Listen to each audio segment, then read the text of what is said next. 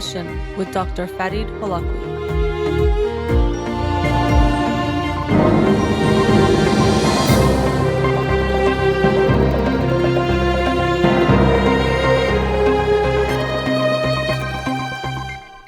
Good evening. Welcome to In Session. I'm your host, Dr. Farid Holakouee, and I'll be with you for the next hour here on Radio Hamra.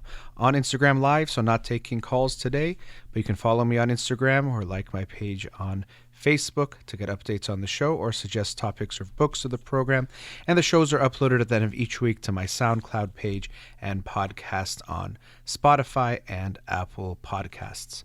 Let's get to the books of the week. The book of the week for this week that I'll talk about on next Monday's show is The Quick Fix by Jesse Singal. The Quick Fix, Why Fad Psychology Can't Cure Our Social Ills. And so I just, as is always the case, read a little bit about the book. It sounded interesting looking at fad psychology, just kind of maybe pop psychology and things that we see on the internet. And as the subtitle says, how that can't cure our social ills. So it seemed like an interesting topic, but I don't know much else about the book. Look forward to reading it and sharing it with you on next Monday's show. The book of the week from last week that I'll talk about tonight is 1,000 Brains by Jeff Hawkins. 1,000 Brains, A New Theory of Intelligence. And so when I first saw that subtitle, A New Theory of Intelligence, I thought it might be about, there's the traditional IQ, then there's also emotional intelligence, social intelligence, but also even in the traditional IQ, there have been different theories, Gardner's multiple intelligences. So I thought that's what it was, but actually it's a little bit different. It's really about what intelligence is in Jeff Hawkins's understanding, which is basically when you create models of the world and then can interact with the world using those models. And so Jeff Hawkins is in a way a neuroscientist, but not in the traditional sense. So he does neuroscience research, we can say, but not at any academic institution, which is usually the case. He is the co-founder of Numenta, which is a neuroscience research company. So it's not itself affiliated or part of a university setting, but they do their own research. And Jeff Hawkins himself is a little bit different than your traditional neuroscientist researcher. He actually was an entrepreneur who helped create the Palm Pilot, or the company Palm, and in general was very much involved in handheld computing. So he was an entrepreneur, but in the book he describes that he always had an interest in understanding the brain. And so he actually even wanted to go study neuroscience, but what he wanted to study, as he describes it, was not really aligned with what the traditional academic institutions wanted to study. And so because of that mismatch, he kind of created his own path. And in reading the book, I get the sense from him, Jeff Hawkins, that he has some of this kind of rogue scientist mindset, not maybe to the extent, but similar to someone like Elon Musk, creating their own path, which I think has some good and some bad to it. But nonetheless, he has created his own path in studying the brain. I think he wanted to do it the way he wanted to do it in some ways, and so he's gone ahead and done that. So this book is divided essentially into three parts, and I'll go through those three parts. And throughout, I'll share some parts that I really agree with and found insightful. There's some parts that I might disagree with, at least his perspective or his way of describing or discussing certain things, and I'll get into those as well. One part that I disagree in his distinction early in the book is he talks about the old brain and the new brain. And so the old brain includes, the way he describes it, everything essentially other than the neocortex, the outer layer.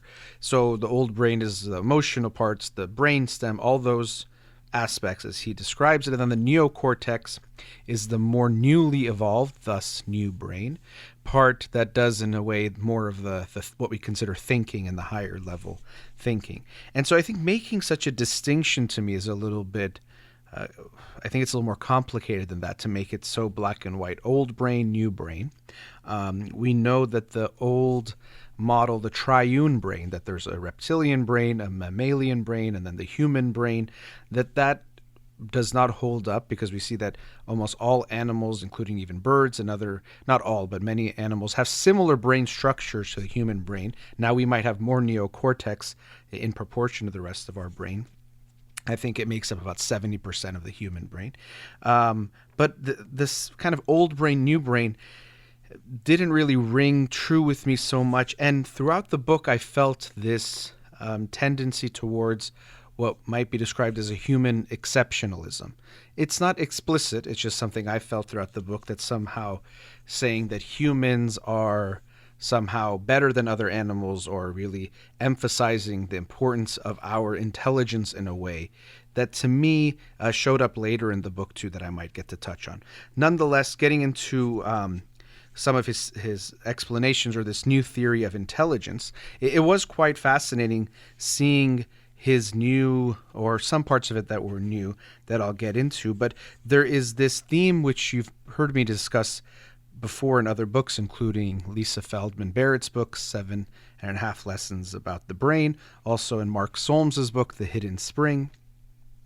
This idea, or this concept, that the brain, when we traditionally thought of it as a thinking machine, right? We thought it thinks things, it sees things, takes in information and thinks, that it's really less a thinking machine and more a predicting machine, or a predictive machine, meaning that it's constantly creating predictions about the world. Most of them we're not aware of in a conscious way. They're just happening all the time, of what it expects to feel, see, experience in different ways. And then when things don't match that prediction, it actually creates a sort of reaction or response from the brain, and it might even update its predictions because of that. But it's really important to recognize that the brain is more of a predicting machine than a just thinking machine. So, for example, as I hold the book in my hands in front of me, there's expectations that are happening constantly of all the parts of my experience of holding, what it's going to feel like, the pressure, how much it's going to give. If I grabbed the book and it just crumbled between my fingers, I'd be very startled, because that would not match my prediction that was happening essentially unconsciously. But in a way, I become conscious of it once there's a mismatch there. And so again, he builds on this kind of a foundational way of thinking, that the brain is more of a predicting machine than a thinking machine. And so what he says is that this 1,000 brains is that when we look at the neocortex, this outer layer, which is what we consider the most advanced, and he talks about as the new brain for human beings, there are these cortical columns, basically 150,000 or so, and they're not necessarily that you can see them sliced up, but they are some ways of differentiating them. But these columns that are in a way independent, but they're also, of course, all communicating with one another. And those cortical columns, each one creates a type of a model, or what he calls reference frames, of different things, items, but also includes different concepts, because he says this holds true for even things like democracy, concepts like that, mathematics, language. But essentially, there are these different cortical columns that are using these reference frames that then make these predictions about the world. And so that's how we kind of understand the world. And intelligence is essentially making these models about the world, these reference frames, to then be able to predict and understand the world in that way. Another thing I found interesting in the neuroscience aspect in that first part of the book is that he describes neurons in a way that I hadn't maybe seen in this type of detail, or at least this aspect of it. So if you're familiar with neurons, which are the traditional or typical brain cells, we have the cell body, which is kind of like any cell has a cell, the main part, or the cell body. It has an axon, this kind of like long tube, which is where the action potential, it either fires on or stays off or fires on. But then there's these dendrites, which are at the end of the cell, these kinds of tree-like branches. And actually on those dendrites, each one has many synapses. And I didn't know the extent to how the synapses kind of play a part, or that each cell can have thousands of synapses. But not only that, the part that was really new, I did know there was many synapses. I didn't really kind of get all of that detail. But that what happens is there are a lot of synapses that are close to the cell body, and these are called the proximal synapses. And these are the ones that are more likely when a neighboring cell communicates with them that would make the cell fire. So now the action potential runs up or down depending on how you want to look at it, the axon. But that only makes up about 10% of all the synapses. About 90% or more of these distal or far away synapses. And as he says, it was unclear and no theory could really account for this, which seemed a little bit strange to say we could only have theories that account for what 10% of the synapses are doing, but 90% we don't know.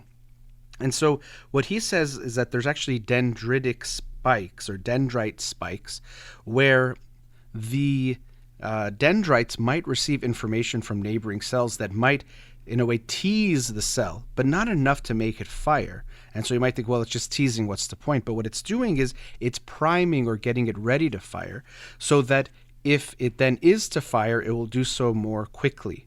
The analogy he uses is like a runner who's about to start a race and hears ready, set. Now it's more primed to run. When it hears go, it's going to hit the ground running faster than if some other runner didn't hear that ready, set part when they start to run.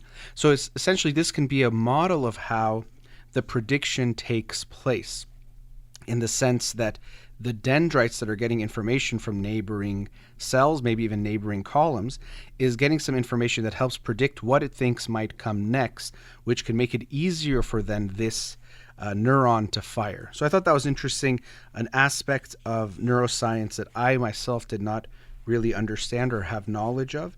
And so it's interesting to see his explanation of that. So he explains his theory again. So the reason why it's 1,000 brains is like there's like these different, each cortical column is like a component that itself almost is like a brain, or it's acting like a brain, or has the intelligence of making these reference frames and making predictions, and they all kind of act together, and they aren't that different from each other, as he says, even though we think of the visual cortex and the auditory cortex.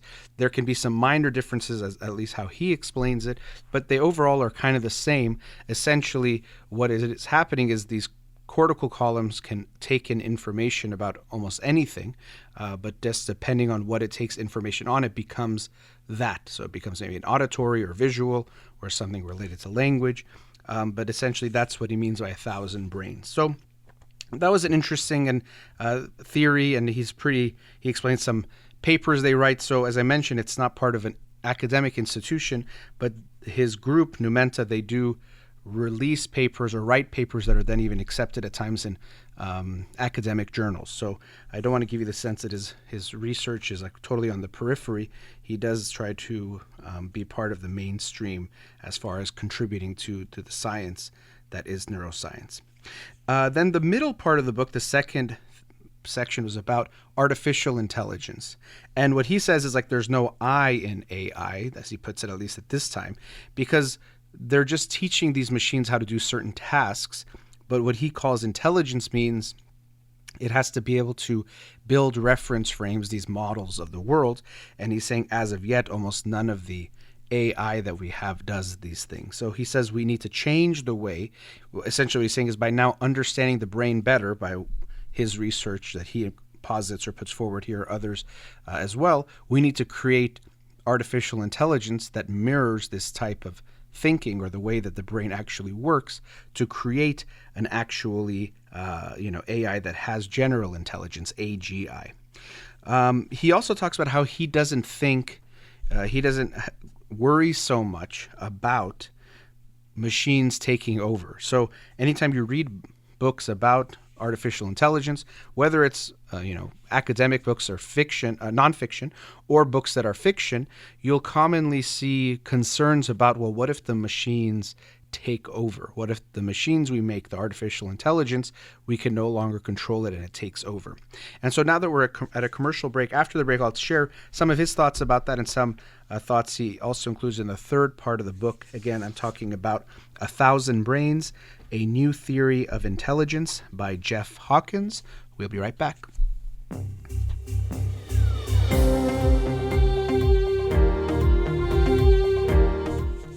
Welcome back. So continuing the discussion on the book, A Thousand Brains by Jeff Hawkins, A New Theory of Intelligence. So as I mentioned before the break, his outlook about artificial intelligence. So to begin with, as I said, he doesn't think it's intelligent because it doesn't have, at least the ways it's been done, this capability of creating models and based on those models making decisions or understandings of the world. Essentially, most of the time we're teaching it how to do a certain task. But as I was saying also, he's actually optimistic or not as pessimistic about some of the things that you often hear, that what if the machines take over?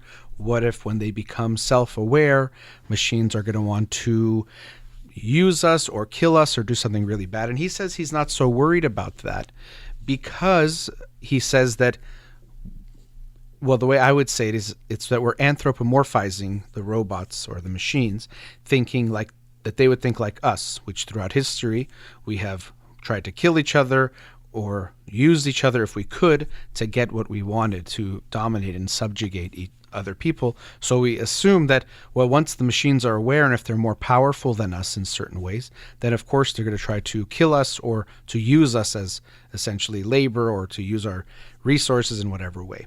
And so he says they wouldn't have essentially that desire, which I think in a way makes sense. And I guess it's part of it. It's not that they wouldn't, but it depends, I think, on the value systems we give to the machines. Now, you might think it's weird when we talk about machines or AI to talk about values or morality or ethics, but essentially we have to give the machines or the artificial intelligence some guiding principles. So if you want to call it values, guiding principles, if it's going to be independent and going to live on its own, it's doing some things, or it's maybe not doing some things, or it prioritizes certain things that has to be value-based. I think it's hard to imagine, or I don't think it is possible to create something that doesn't have values, unless you're saying just memorize all of these facts or compute these numbers. But if it's then going to do certain things, I think it's necessary that it's going to have some level of values or things that have to be there. This reminds me of the book Race After Technology by Ruha Benjamin, a very good book that I read last year, that explores some of these issues of how we might think that, well, if it's artificial intelligence, how could it be racist or how can it be sexist? But because it's us humans creating the artificial intelligence, and we can have our own biases, our own prejudices for or against certain groups, then it's going to be embedded in how the artificial intelligence acts. So as she put it in that book, or the story, one of the stories or incidents she described in that book, Race After Technology, was when they did a AI beauty contest. And so they said, we're going to have the first ever AI beauty contest, send in your pictures, and we're going to pick a bunch of different winners, or the AI is going to pick a bunch of different winners. And so initially when you hear this, you think, okay, well, if it's AI, then it's not going to have any biases that maybe are going to be in typical beauty contests because it's just a machine. How can a machine be biased? But then what they found was that an overwhelming majority, I forgot the percentage, I think it was maybe even over 90% or something, were white people that were chosen to be the winners of this beauty contest. And they realized that the reason for this was that they were feeding the machines, or the way it was being trained on what's beautiful or not beautiful, was looking more at white pictures than non-white pictures. So we can think that because it's a machine, it doesn't have any way of thinking on its own, but we program the machine to have certain values or to value certain things. So in that way, I don't think I would feel like he does that it can't be a problem, but I think it would depend on what types of values we put into the machines. And it's even complicated of what that really means, but there has to be some way to me of guiding principles that have to be there if we're especially making them self-sufficient or making that they can just be independent artificial intelligence. What he actually says is what would be more concerning is the possibility that someone, a human, a bad acting human, could use the power of artificial intelligence in a negative way. Let's say they can create drones that are attacking people or killing people, but the drones themselves would not want to would not want to kill people on their own. So that's kind of what his thought was on that, on artificial intelligence, on the future. As I said, he was not as pessimistic about that. Now, the third part of the book, he also talks about, he makes another dichotomy that to me is a little bit more blurry, or I have a little bit of question with it. He says knowledge over genes, essentially. So by that he means that throughout our evolution of all animals, but even in human evolution, we had to prioritize the spreading of genes. Basically, we have to mate and take care of our kids so that our genes get passed down generation to generation. But then now we've advanced to the point where we can create or have knowledge, and that he's saying that knowledge is, in a way, what we should focus on, or if we have to make a decision, we should choose knowledge over genes, or knowledge over essentially what I felt like he was saying was like the emotional things in life, or what drives us in the old brain. So it's kind of new brain versus old brain. And to me, this is a little bit of a complicated type of a thing. This is the part where I was saying to me also rings of some kind of human exceptionalism, that our thinking and ability to create knowledge is the most important thing. And I think, yes, being slaves to our genes is not necessarily good, but I think that is knowledge necessarily the best thing or the most important thing? In a way, that's what I felt like he was saying. To me, what about morality or justice? Now, could you say that's part of knowledge? Maybe. But it seemed like a lot of what he was talking about was spreading our knowledge or preserving our knowledge. And he had some interesting notions of even how could we preserve human knowledge, because now hopefully he mentions climate change and nuclear annihilation as two potential existential threats that humans have created for themselves. But even if that doesn't happen, eventually the sun burns out, or for some reason human beings won't always be here. But he was saying, well, why don't we make sure we preserve our knowledge? And he come up with a few theories, something like a Earth Wiki, basically a satellite that maybe orbits or somewhere in the galaxy, even it could be close to the sun, but survives the sun's heat and is constantly being updated with the knowledge and information from Earth. Interesting concept and idea, and I'm not saying it's not important, or definitely I think it's something to consider, to contemplate these types of things. But the part, as I said, I had an issue with was when we focus on these things, and this has actually come up recently with the race to space. I don't know if they've called it that, but that, I think it's, Elon Musk, Jeff Bezos, Richard Branson trying to go to outer space, or whatever you want to consider that. And I've seen some people comment or write about that we're spending all this money just to have this race to space, something kind of fun, when the money could be used to preserve or help people who are suffering currently on Earth. And so I think these things are complicated because it's not an either or, like we should just do one thing or the other. But it does make me think, should we be putting resources to, let's say, preserving knowledge, so that maybe if we ever lose our life, if humans go away, the knowledge is preserved, where we can also use those resources to protect and take care of human beings here on Earth who currently are not doing okay. Or he talks about the possibility of living on Mars, which I think, okay, we can explore that, and I'm not saying don't look at that. But shouldn't we also be looking at how can we protect the planet and protect the people that are already here? I had this image in my mind of kind of how we prioritize things. And yes, you don't want to be short-sighted. You always will have things that come up in the present. And if you don't think about the future or prepare for the future, you won't find time for it. But I was imagining a group of scientists that are about to meet to plan, okay, how are we going to, let's say, create life on Mars, or how are we going to preserve human knowledge for all of eternity in some way? And then one of their scientists starts choking, and they say, well, you know what? Let him choke. Let's go get to work. Well, no, we should save that person first and then get to the meeting about whatever they're going to do to plan things. And I think that's an analogy. Maybe it seems dramatic or extreme, but I don't think it's that different from what's currently going on here on Earth, where we have people that are suffering, that are here, that are alive, but we're thinking about some of these things that are, about some people living on Mars, preserving our knowledge.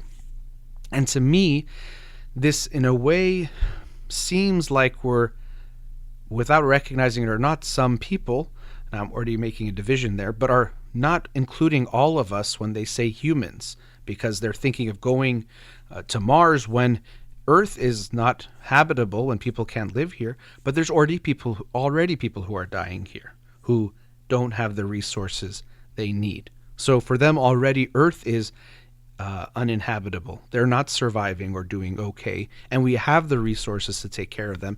It might take some money or coordination to get it to those people, but to me it just seems a little bit off to be thinking of we're going to go to these other frontiers. Again, it's not black or white that we can't think about both things, but I feel that we can take care of people first. And so that's what I mean when he's talking about knowledge over genes and makes it this kind of dichotomy that it's one or the other. First of all, the way of separating those things, even when we enjoy knowledge, we maybe can say we think about it and it's better than something else, but it involves things like feelings as well. We feel something about knowledge and that it's good to understand things. And so these things are, of course, very abstract and complicated, but to me, separating completely something like knowledge from all feeling, or that doesn't matter, I kind of disagreed with the how black and white he made those things.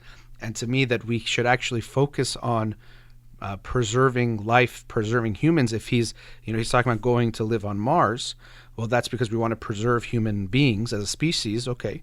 But if people are already suffering that are alive, what should we do about that? Should we be focusing on going to another planet first, or take care of everyone here? I also think that once we take care of everyone here and reach to higher levels of morality and justice, that we'll actually be able to do more and coordinate more to do better things together as a planet, as humanity. So that was another part where I slightly disagreed with the author, Jeff Hawkins, of the book 1,000 Brains, where he was making this dichotomy of knowledge over genes. Again, to me, it made me think of this human exceptionalism, that we are somehow different or better than the other living beings, and that somehow our way of thinking, or our thinking, is so much better. And what does that even mean, preserving our knowledge? It's not so clear to me what that would mean. In the possibility that maybe some other species, even talks about, interestingly, what if there's some, just like the dinosaurs, some mass extinction event like an asteroid that destroys human life, maybe in millions of years or however many years, another intelligent life form will end up on Earth, kind of like he calls it the Planet of the Apes scenario. Would we want them to know of our existence? Probably. So it'd be good to give them some way, whether it's like one of these satellites, something that orbits the sun, that has the knowledge or history of humankind on there. That, I think those are interesting propositions and things to consider. But again, I feel that if we still can do more to help people here, I don't know if knowledge is just the ultimate human value. And so that's, again, where I think that it's hard to even create intelligence or describe intelligence and have it have no values at all. It is necessary to have those things. So those are just some thoughts about the book. Some parts, like I said, I definitely agree with. I think he brings up some interesting points about artificial intelligence, what it is, what it isn't, how we can possibly use it. And after the break, what I'd like to talk about is he also discusses things like uploading our consciousness. So this concept that maybe, we do have this desire, which probably comes from this biological desire not to die, to live forever. And there's a few ways we maybe can do that. One is biologically, people are doing research to find what causes aging, and is there any ways we can reverse or stop aging? So that's happening. He even talks about there's some fish that can be frozen and then later on be brought back to life, or when they're thawed. So could we somehow, through gene editing, make that possible for human beings to do that, so people could be frozen and then come back to life in however many years. But then also he describes this concept that is part of science fiction, but maybe can become a reality, that we can upload our consciousness and in that way live forever. So if we fully understand how the brain works, all the connections, all the ways that it's acting, could we then use that information or that knowledge to upload someone's consciousness onto essentially a computer, cloud, whatever you want to call it, and then let the person live forever in that way. So I have some thoughts about that I do want to share after the break. So let's get back to that. Again, that's my discussion on the book 1,000 Brains by Jeff Hawkins. We'll be right back.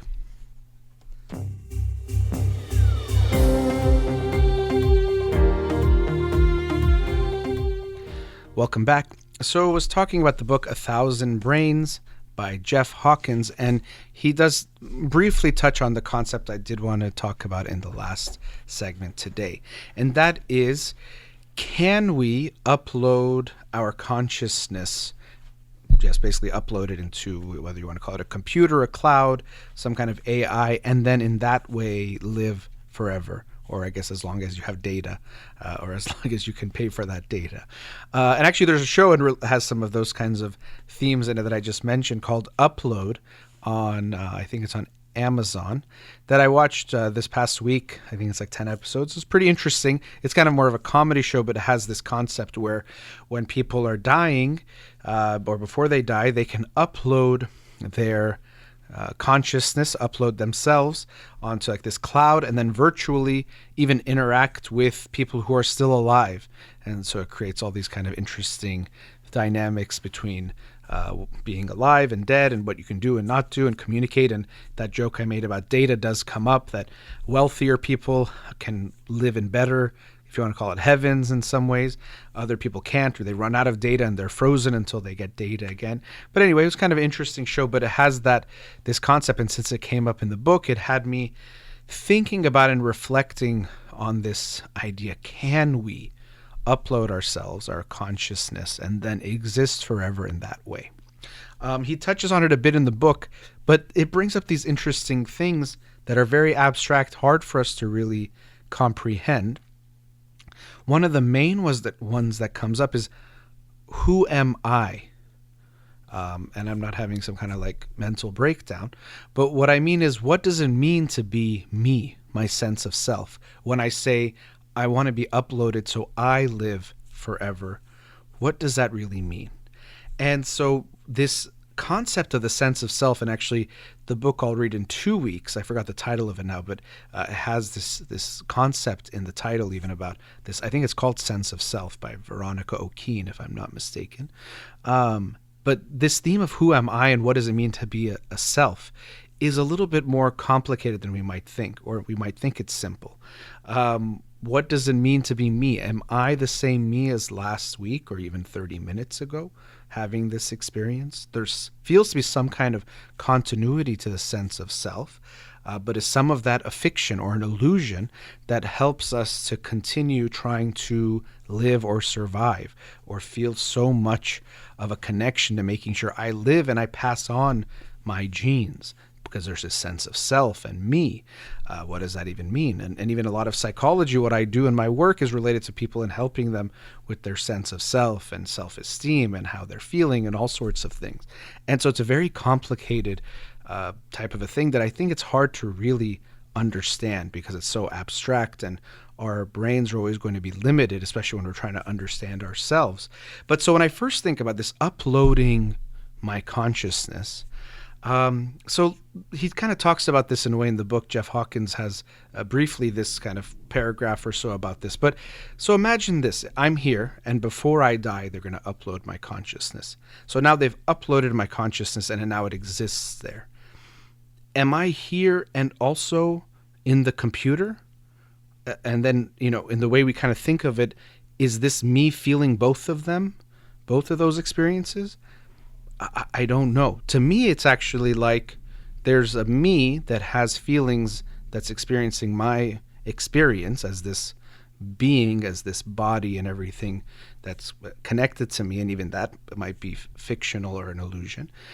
And then if there's me that's being uploaded in this computer, then there's going to be there's going to be another being there, or something that's feeling things, let's say. But I don't know if it's going to be me or I'm going to feel that anymore. So this idea that I would then live forever, I don't think that's true. I think that when I would then die physically, then this me would not be here, and there could be this uploaded version of me, but it wouldn't be me. what I think is actually interesting is I would no longer feel me. I would no longer exist. But people interacting with that version of me might feel the same way they did when they interacted with me. So I won't exist forever in a way, but I'll exist forever for everyone else. And I know I'm talking about myself. It could be anyone. But I would be existing for everyone else, but not me feeling it, or there would be some new being, which is hard to understand what that would even mean. So I don't know if this would give us this, what I think people are looking for is if I wanted to live forever. I don't think you would live forever. There is some being, you are experiencing something, and then once you would die, if there's another version of you living forever, I don't think that would mean that you are experiencing that. Just like if we found a way to clone you at exactly this age that you are now, what do you think would happen? Like you would be feeling it both or experiencing both you and the clone, or if we made 10 clones or 100 clones? I don't know. Then there's also this way of thinking, well, aren't we all interconnected? So you're all of them in a way too. But that kind of, I think, is abstraction in a different way, but maybe that's true. But as you can see, it's very, it almost makes your head hurt when you think about these things, because it's hard for us to really, I think, to comprehend what we're even really talking about. What are we trying to really say when we say any of these things? So that's my first issue with it, is this, it almost seems like we think I'm going to get transported to this virtual world, but all I am is these collection of cells. In this case, we're saying the brain. Now, we don't even know when you take a brain away from the body, what is that experience like? Maybe it needs those things to have experience, but nonetheless, I don't know if I would be then transported into the computer in that same way that maybe it's being thought of. So there's that part of it, of what is even me, and do I feel both of those, which I don't think I would. It's hard for me to really get how that would happen. I think this gets to this idea that we feel like each person has an essence. And I think I feel that way. Like when you love someone and you get close to them, you feel something when you're around them. I've talked about something called like an electronic signature, where everyone makes you feel a certain way when you interact with someone that you care about, someone you love. You feel something around them, which feels almost like an essence. And so even when I've talked about ghosts, I think a big thing that might be happening, a lot of people's experiences with ghosts, is that when they've lost a loved one, the person has died, and now every so often, and before they died, they had an emotional signature that that person had on them, something they would feel with that person. And now, even though they've died, something happens, something triggers whatever it is that makes them then feel like the person is there. So they really do feel their presence, in the sense that they are feeling the same way they would feel when they were around this person. And so it feels like, okay, they can't be dead because I feel them here. But what I think is happening is actually you are just feeling their emotional presence, or the emotional experience you have, what I'm calling an emotional signature. And even if they're not there, you can still have an experience of this. And now that I'm saying this, even what I think, if you upload someone's consciousness, again, what that exactly means is complicated. When you would interact with them, well, you feel like they're still there, right? You would interact with them. You might feel it like, oh, I'm talking to that person. But I don't know if the person, used to know would be feeling that thing, which is what is really complicated about that. Just like even today, I looked at a video of me and my grandmother interacting. My grandmother passed away less than a month ago. And when I watched the video, I got emotional. I was crying. Actually, I maybe don't want to say it that way, because I think when people say I got emotional, it means you had to have been crying, when emotional should mean anything. But I started crying because I was missing her. But because I was looking at her in a video, it felt very real, like I was seeing her, and in that way being with her. Doesn't mean she's still around. I felt the same way I did in interacting with her, but I know it doesn't mean she's actually was there. And I think that's what some people are feeling when they think a ghost is present. And I think that's something like what happens if we upload people's consciousness, where the person interacting with the me will feel like I'm there, but I don't think I will have any experience of that, or at least the me that's here right now in front of you, again, whatever that would mean. Now, another thing that's complicated about uploading people and their consciousness is it implies in a way a staticness, or that I'm kind of a fixed thing, or my brain even is a fixed thing. And what we've learned very clearly in the last, even for a while now, but especially in the last few decades, is that even the adult human brain is plastic. It's not something completely set in stone. We used to think that when you're a child and through adolescence, lots of changes are going on. But once you get to adulthood, it's just very fixed. Really, the only thing that can happen is damage, or you would lose brain cells or brain functioning, but not that you would have plasticity. But now we know it's totally not true, and the brain is a very plastic and evolving type of a living thing within us, just like our other organs, that's not frozen. So if you were to upload me today, and even if somehow it's me or whatever, we get past that part of it, let's not even think of that part, and then I was still alive for a while, those two me's, two different versions of me, or two same versions of me at that moment, but now by tomorrow they're going to be a little bit different. They're not just one me. So even to me, that's the part where I have a hard time, where people think, oh, you're just going to upload them. Well, even if you upload someone, now maybe you say somehow we freeze that. I don't know. Again, the technology that would allow for these things might allow for a lot of different things to happen. But if you did that, then it wouldn't be able to form new memories. So if I'm interacting with people, if I'm able to form new memories or have new experiences, using the language of Jeff Hawkins with my reference frames and things like that, I would have to be able to have a plastic brain, in the sense that it would have to be able to change and evolve. But if that's the case, then who I am won't be who I was when I got uploaded. And again, it starts to create some other complicated factors of who am I and all of that. But how do we even upload someone in a static state? It has to be evolving and changing. So when would we say it's no longer them? And also, what do we then expose this me to when it's there? Because whatever it's experiencing, once it gets uploaded, that's going to constantly change who I am, or who that being is. So we could see it's a very complicated, obviously, type of a thing. And maybe 50 years ago, it was purely science fiction to imagine anything like this, uploading a brain. With advancements in both our understandings of the brain and advancements in technology and computer types of technology, it's more of a possibility to explore these types of things. But I do wonder, if they offered it to me, would I want to be uploaded? I think there's obviously a curiosity, and maybe we would want to see what would happen. But my thinking is that I wouldn't be experiencing whatever happens there, because I don't know how you transport what I feel here. I think each thing that's living, it has its own experience. Just like if you have identical twins who, right when they're born, let's say, are genetically identical, we don't think they're both feeling. We're thinking they're two individual beings. So to me, it's a very complex kind of phenomenon. I think it's worth looking at and exploring, because I think our technology might go in the direction where we can do some of these types of things, but maybe not completely. But it's going to bring a whole bunch of, as is always the case with new technologies, things about morals and ethics, and can we do it? Should we do it? What are the risks? But as I said, I don't think it's going to give people what they think it will. This idea that if I get uploaded, I can now live forever. What I think might be interesting is going back to this idea that the brain is plastic and thinking, and even when we think about creativity, it's the brain thinking about things it already knows, or different aspects of knowledge or understanding, but now looking at it in a new way or recombining things.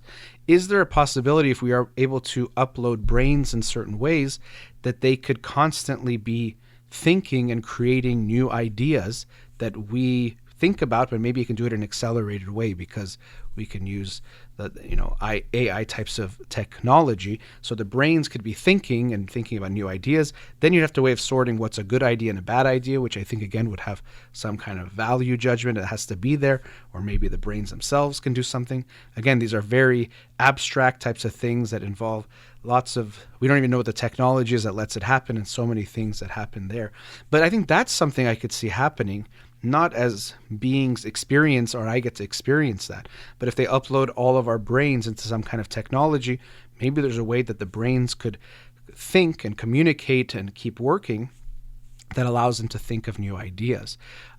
Even I think about, he talks about in the book how movement is necessary for all types of knowledge, not necessarily physical movement, but moving to create these mental frames.